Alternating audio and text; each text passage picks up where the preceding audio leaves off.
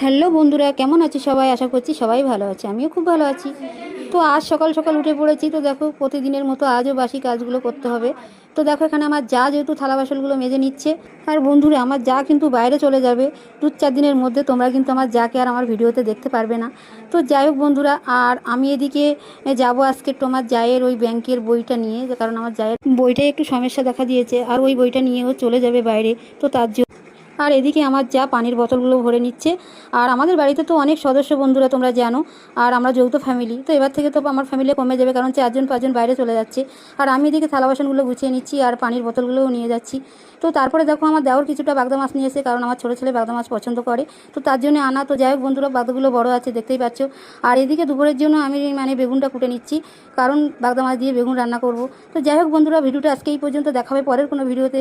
তো আল্লাহ হাফেজ, সবাই ভালো থাকবে। ভিডিও ভালো লাগলে আমার পাশে থাকার অনুরোধ রইল।